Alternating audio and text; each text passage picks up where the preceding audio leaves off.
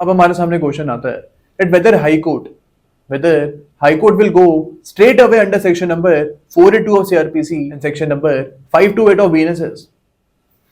यहाँ पे हमको याद रखना है स्ट्रेट अवे इन सेक्शंस में जाया नहीं जाएगा। यहाँ पे पहले हाई कोर्ट देखेगा that whether any express provision of CRPC and BNSS deals with this particular situation। If there are express provisions in CRPC and BNSS, then the High Court will actually apply those express provisions।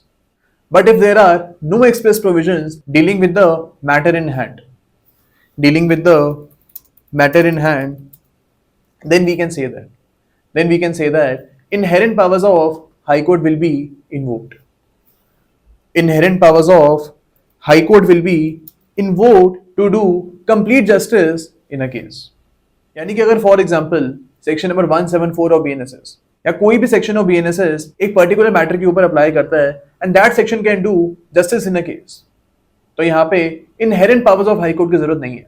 For example अगर आपको एक use को bell देनी है तो bell का express provision BNSS में given है या फिर CRPC में ही बेल का एक्सप्रेस प्रोविजन गिवन है। यहाँ पे inherent powers of high court को इस्तेमाल करने की जरूरत नहीं है। Here we do not have to use the inherent powers of High Court। लेकिन फॉर एग्जाम्पल अगर आपको FIR को क्वैश करवाना है, if you want to quash the FIR or you want to quash the charge sheet, then in that case there is no express provision of CRPC or BNSS dealing with this particular situation, and that is why in this particular case inherent powers of High Court will be invoked। Okay, quashing of FIR का ये मतलब होता है कि अगर आपको FIR का जो इफेक्ट है वो खत्म करना है। अगर हाई कोर्ट ने आपकी FIR को क्वैश कर दी है, then we can say that जो FIR आपके खिलाफ लॉन्च हुई थी, that FIR now has no effect.